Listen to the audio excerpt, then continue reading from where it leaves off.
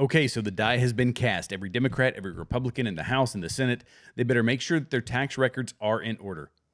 Because the full weight, eventually, the full weight of the federal government is going to come down on you like a ton of bricks. Every hooker and Tinder date that you've paid off for your nefarious sexual activities, those problems that you thought you solved, those things are going to come back to bite you in the butt. Because the 45th president of the United States, the 47th president of the United States, apparently paid hush money to somebody who made allegations that have not been proven to be true. And Soros-backed DAs and judges are able to pick juries in leftist strongholds to try to put him in prison for the rest of his life. This is going to be ridiculous. This tells us that TDS, Trump derangement syndrome, it's taken over our legal system. Lady Justice does not wear a blindfold. Lady Justice wears a blue necktie and a donkey pin. This is where we've gotten in America. We're going to talk about this and maybe some more stuff, but probably just this. Let's go ahead and get into it. I'm Jared, and this is Continue Freedom.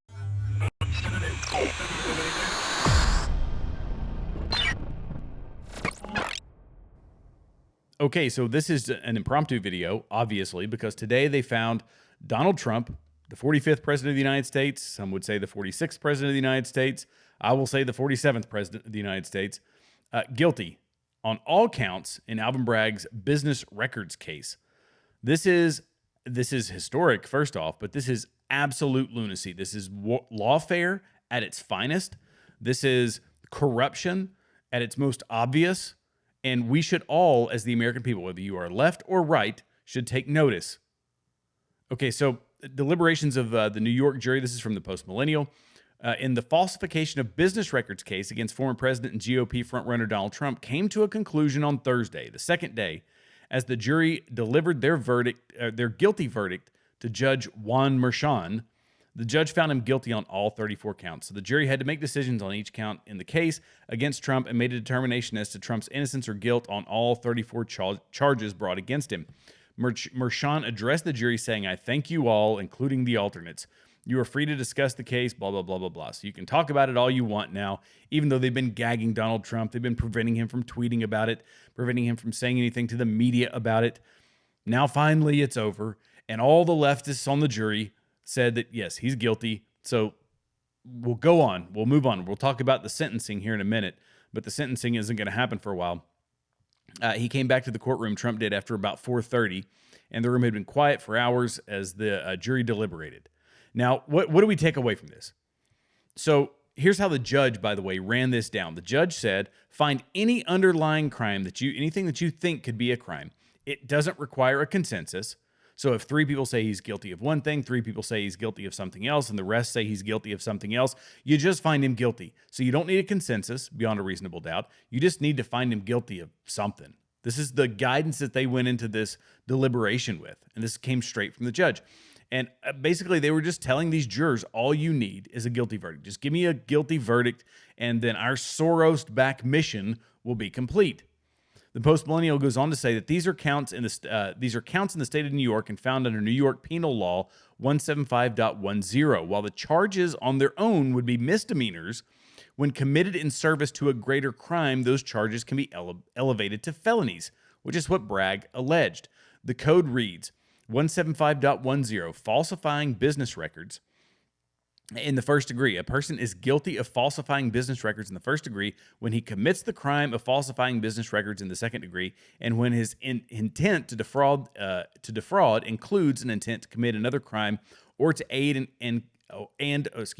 or to aid or conceal the commission thereof. Falsifying business records in the first degree is a Class E felony. Trump was charged with 34 Class E felonies. The greater crime, Bragg alleges, was conspiracy to promote or prevent election. Tell me when Donald Trump did that, when he sought to prevent election. We know that didn't happen, obviously, but as detailed in section 17-152, it reads 17-152, conspiracy to promote or prevent election. Any 2 or more persons who conspire to promote or prevent the election of any person to a public office by unlawful means in which conspiracy is acted upon by one or more of the parties thereto shall be guilty of a misdemeanor.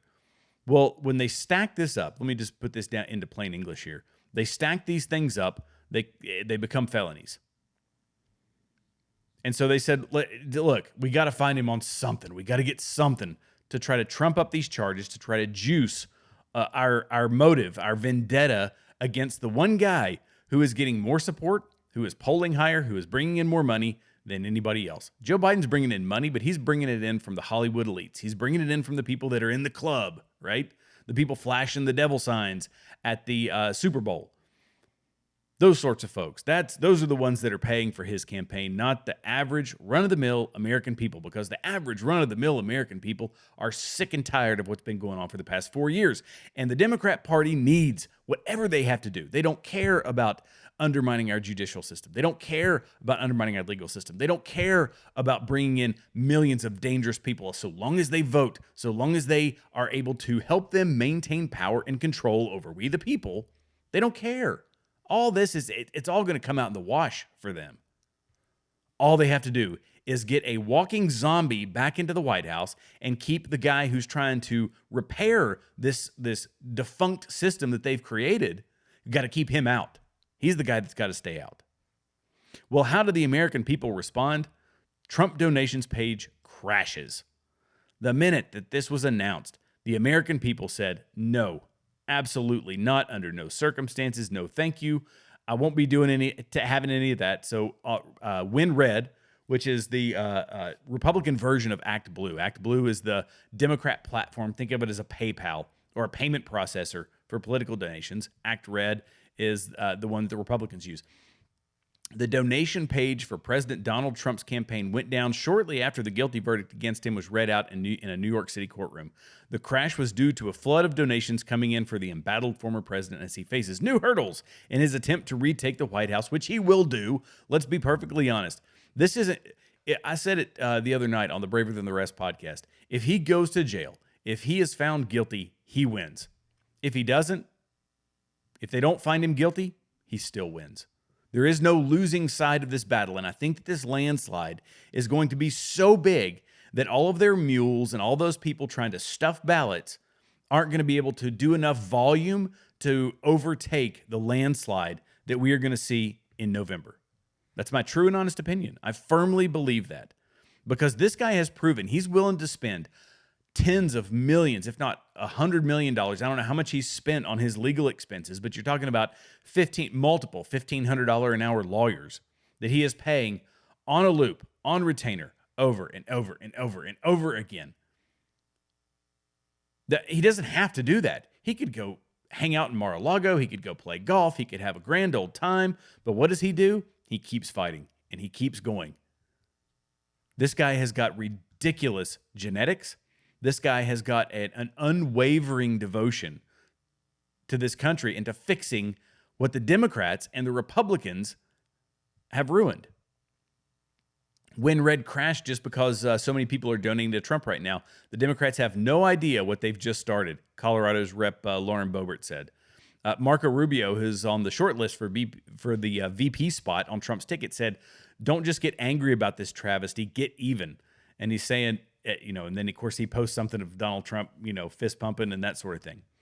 Donald Trump Jr. said, help us fight back against Biden's corruption, election interference plot, stand with Trump to make America great again. And Tim Pool just came in and said, I've just donated the maximum to Donald Trump. Tim Pool is a centrist. I mean, Tim Pool has been pretty open about supporting Donald Trump. He's been pretty open about how he despises the deep state and the Uni-party and things of that nature. I don't think I'm putting words in his mouth when I say that, but Tim Pool saying, I'm going to donate to Donald Trump. I mean, I don't have money, obviously, but I'm going to donate to Donald Trump.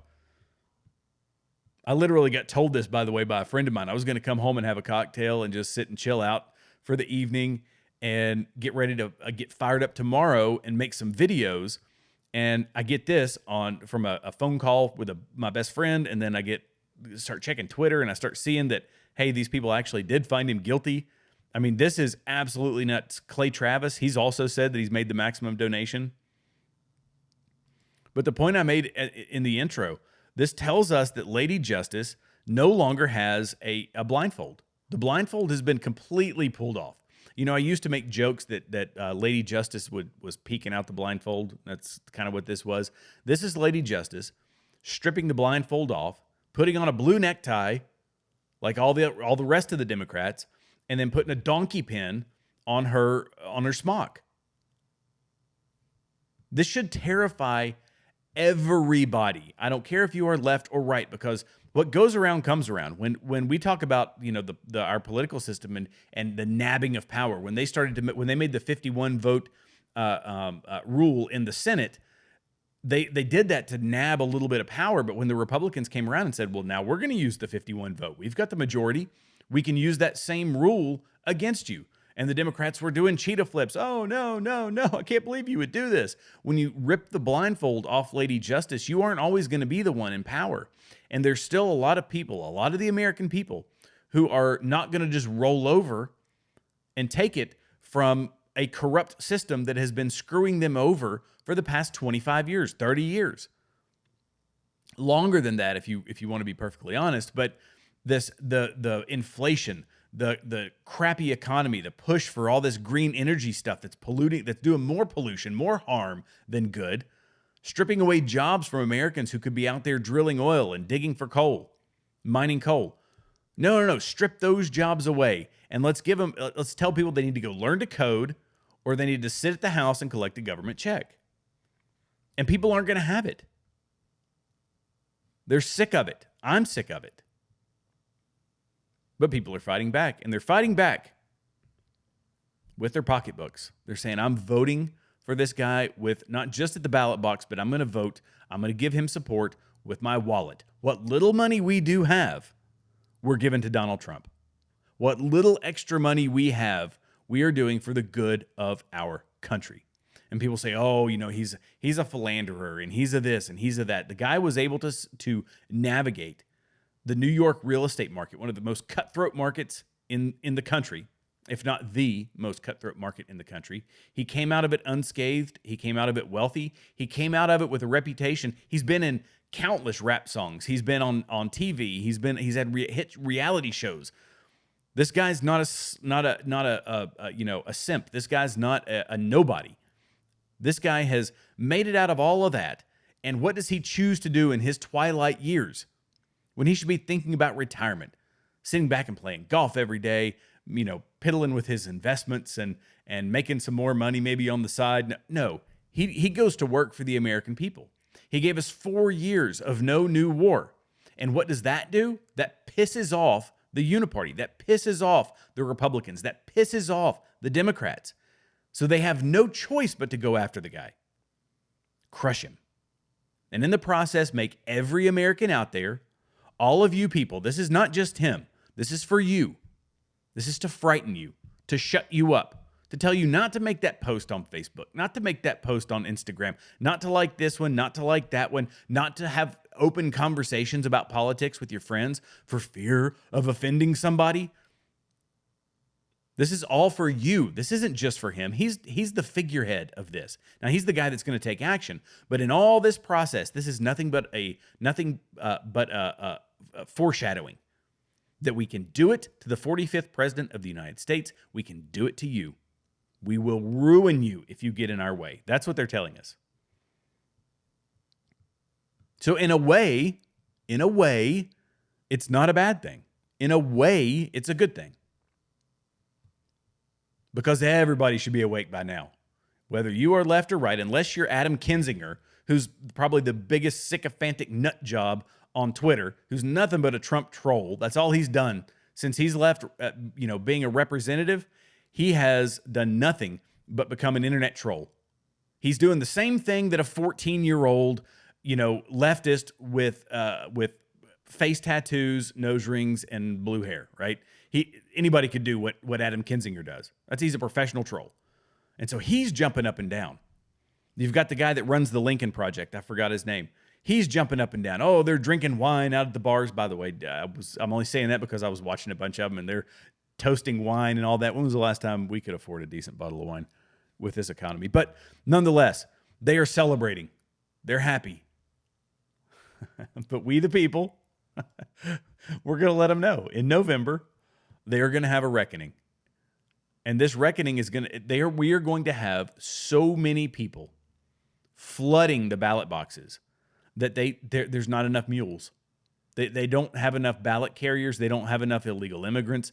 They don't have enough people to flood those ballot boxes to overcome the red wave that is coming. Now, we have to look at the next piece of this puzzle. The next piece of this puzzle is the sentencing. Okay, so what's the sentencing going to look like? Well, they scheduled it for July 11th, right before the Republican National Committee.